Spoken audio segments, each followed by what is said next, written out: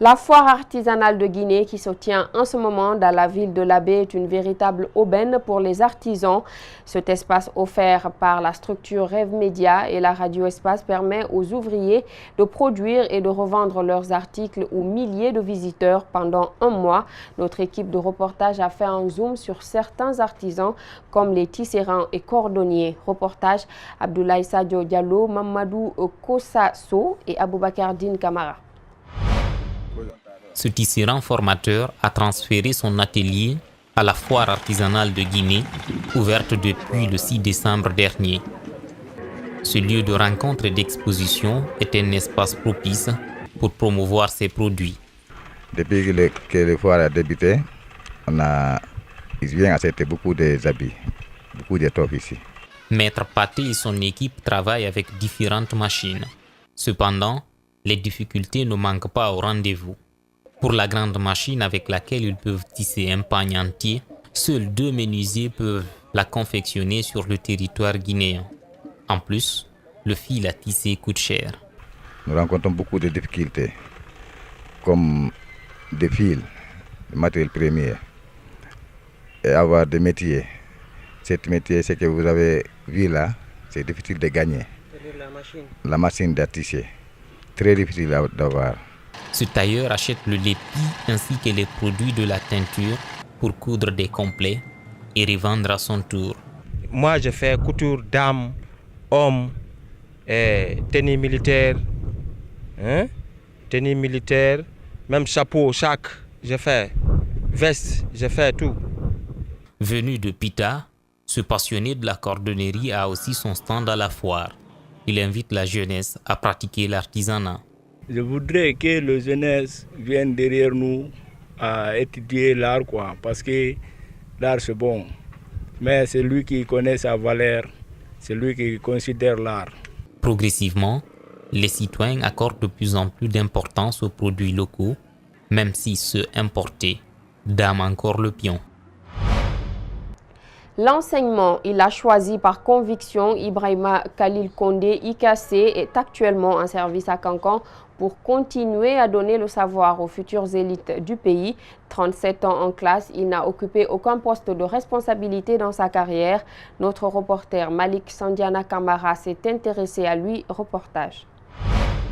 Enseignant de profession, Ibrahima Khalil débute sa carrière le 11 novembre 1981. Né pour enseigner comme il le dit lui-même, il a servi dans les 4 régions naturelles pour former les futurs cadres du pays. Proche de la retraite, cet enseignant n'a bénéficié d'aucune promotion. Je ne fais qu'enseigner.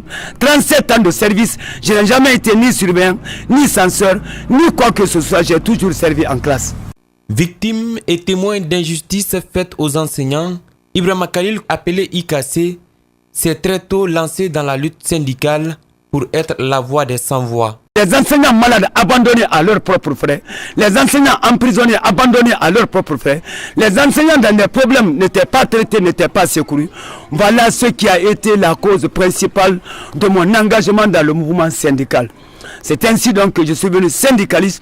Et quand je suis devenu syndicaliste, j'ai commencé le premier combat avec la naissance du SLEG, quand j'étais encore élève professeur à l'ISEC de Mania. Aucune réalisation, aucun luxe pour cet enseignant. Malgré tout, il se réjouit de sa profession. Je ne regrette jamais d'être enseignant. Malgré que mes conditions de vie sont des conditions précaires, je n'ai pu rien réaliser dans ma vie, mais comme réalisation matérielle. Mais ce que j'ai pu réaliser comme réalisation humaine, c'est d'avoir formé beaucoup de cadres. IKC ne manque aucune occasion pour dénoncer le système.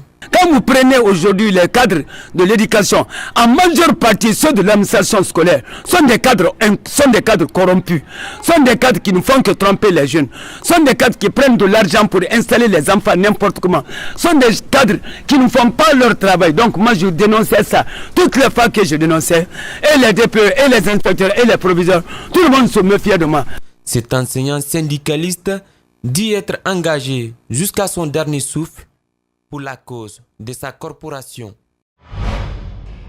La quinzaine artistique des arts et de la culture a pris fin ce dimanche à Boké. Pendant 2 jours, les artistes venus des 5 préfectures de la région ont compéti dans plusieurs disciplines traditionnelles.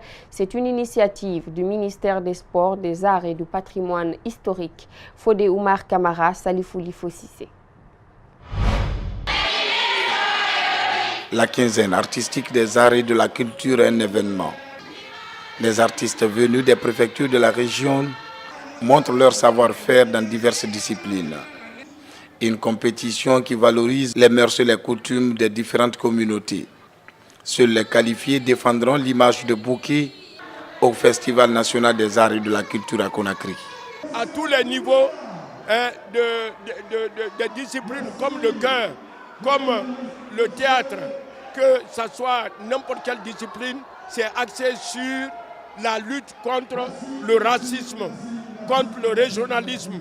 Franchement, nous disons que notre rencontre a connu, n'est-ce pas, une réussite. Ces 2 jours de compétition artistique et culturelle ont permis les qualifications des préfectures de Fria en percussion et humour, Bofo en ensemble instrumental et Koundara en théâtre et musique urbaine. C'est les préparatifs maintenant qui vont commencer pour le festival national qui est prévu du 23 au 26 à Conakry. Je suis très heureux cet après-midi en voyant les préfectures de Koundara, de Gawal, de Bofa et de Fria remporter les premiers prix dans les disciplines, chose qui enchante aujourd'hui la population, surtout la jeunesse de ces 5 préfectures. Représentants des départements des sports, des arts, de la culture et du patrimoine historique se dit réconforté par cet événement culturel. J'ai senti un engouement, un engagement des autorités. Aussi au niveau des représentations artistiques, il y avait de la qualité. Il y avait de la qualité et surtout, toutes les préfectures de la région ont participé à la quinzaine, toutes. Et ici, le jury a travaillé.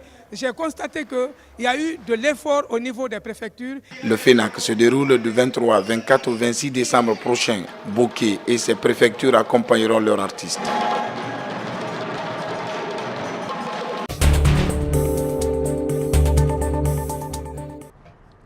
Hors de nos frontières à présent, beaucoup des électeurs aux prochaines élections en RD Congo n'étaient pas nés quand Kabila père a renversé le maréchal Mobutu en mai 1997 et la tranche d'âge des 18-25 ans votant pour la première fois puisqu'il n'y a pas eu d'élection générale depuis décembre 2011 pourrait être déterminante dans la course à la présidence. Dans leur programme, les candidats dont l'âge varie de 37 à plus de 60 ans ne manquent jamais de promettre des emplois pour la jeunesse, mais leurs promesses peinent souvent à convaincre les jeunes à se rendre aux urnes le 23 décembre prochain. Suivez.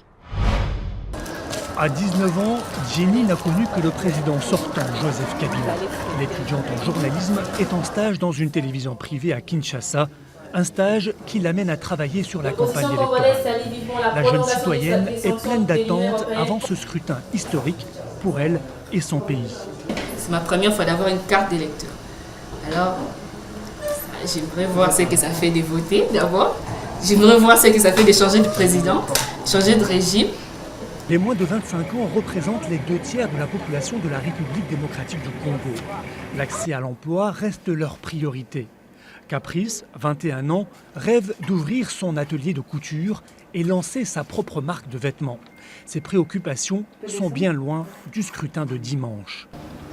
Pour moi, que le président Kabila quitte le pouvoir ou qu'il reste ou quelconque président qui va remplacer, ça m'inspire en tout cas rien. À 2000 km à l'est de Kinshasa, Goma, la capitale du Nord Kivu, est en campagne sur fond de violence des groupes armés.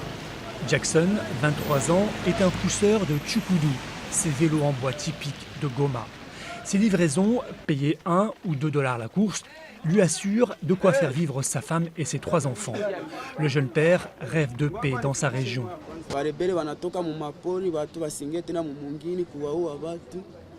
Ile kwanza ndio projet yetu tunaweza chunga kwanza na tumongoje kama atakuwa mtawala naye mzuri.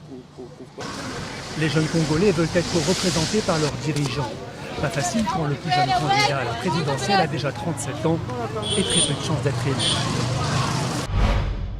Christophe Castaner, ministre de l'Intérieur français, déclare « ça suffit » à propos de la mobilisation des Gilets jaunes au cours d'une visite à la sous-direction de la lutte contre la cybercriminalité de Nanterre.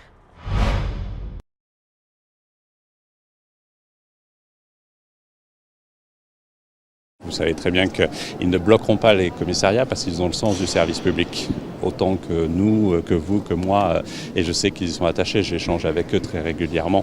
Et je peux vous dire que je ne suis pas inquiet sur ce sujet. Mais par contre, il y a un mot d'ordre, une mobilisation qui fait état de vraies difficultés. L'État doit actuellement presque 275 millions d'euros à ses policiers au titre des heures supplémentaires. Non pas de ces derniers mois, de cette dernière année, mais depuis des dizaines d'années.